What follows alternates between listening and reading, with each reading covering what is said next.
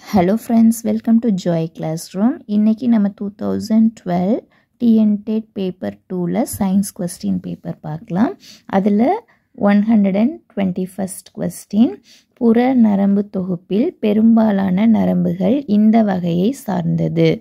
இயக்கு, உணர், கலப்பு, உட்செல்லும். ஆன்சர் கலப்பு. கண்மூடித்தனமாக எதிர் உயிரியை எடுத்துக்கொள்ளும் பழக்கமுள்ள ஒரு மனிதனுக்கு எந்த வைட்டமின் குறைபாட்டினால் பாதிப்பு ஏற்படும்? Vitamin K. உடலில் இருந்து பெறப்படும் இரத்தத்தின் இதய அறைகளுக்கு செல்லும் சரியான பாதையை கண்டறியன்னு கொடுத்துருக்காங்க. 4 ஆப்ஷன்ஸ் இருக்குது. இடது ஆரிக்கில், வலது ஆரிக்கில், வலது வென்ட்ரிக்கில், இடது வென்ட்ரிக்கில். இதில் எதுன்னு கேட்டிருக்காங்க. ஸோ ஆர்டரில் நம்ம எழுதணும் அப்படின்னா ஆன்சர் ஃபஸ்ட்டு வலது ஆரிக்கில், அதுக்கப்புறம் வலது வென்ட்ரிக்கில், அடுத்தது இடது ஆரிக்கில், அதுக்கப்புறம்தான் இடது வென்ட்ரிக்கில் அப்படிங்கிறது வரும். Answer D. கலைத்திட்டம் என்பது ஒரு கலைஞனின் கையில் உள்ள ஒரு கருவி போன்றது. அதை வைத்து அவன் நினைத்ததை நினைத்தபடி வடிவமைக்க முடியும். இந்த வரையறையை வகுத்தவர் கன்னிங்ஹாம். அவருடைய பேர் கன்னிங்ஹாம். படக்காட்சி கற்றல் கற்பித்தல் கருவிக்கு எடுத்துக்காட்டு என்னன்னு கேட்டிருக்காங்க. தலைமேல் பட வீழ்த்தி. எது செல் கோட்பாட்டின் அம்சம் அல்ல? இதோடைய ஆன்சர் அனைத்து செல்களும் அடிப்படையில் அமைப்பிலும் அளவிலும் ஒத்தவையாக இருக்கும்.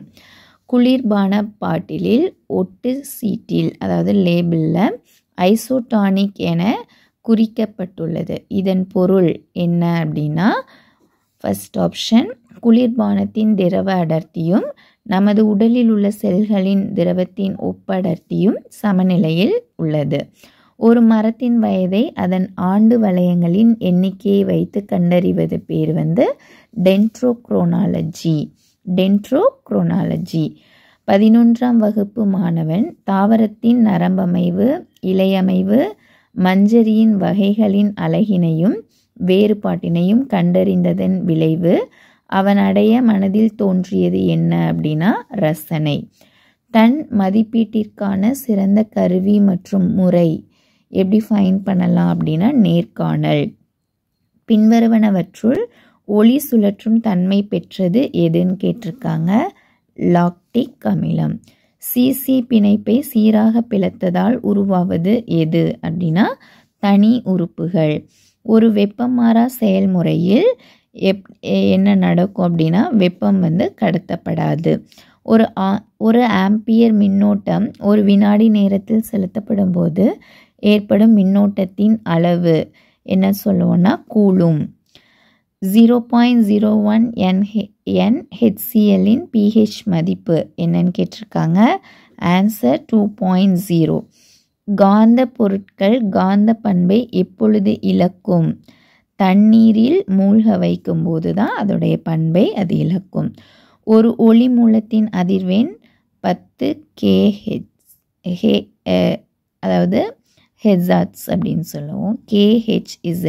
நீரிலும் வாயுவிலும் அது உருவாக்கும் ஒளி அலையின் அதிர்வெண் என்னன்னு கேட்டிருக்காங்க. ஆன்சர் 10 kHz அப்படின்னு சொல்லுவோம். படுகதிர் ஒரு கண்ணாடியின் மீது 52 டிகிரி கோணத்தில் விழுகிறது.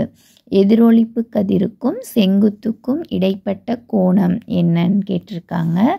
Answer 38 degree. நீர் பாயும் உலோக குழாய் குளிர்காலத்தில் சில சமயம் வெடிப்பதன் காரணம் என்ன அப்படின்னா நீர் உறையும் போது விரிவடைவதால் அது வெடிக்கும்.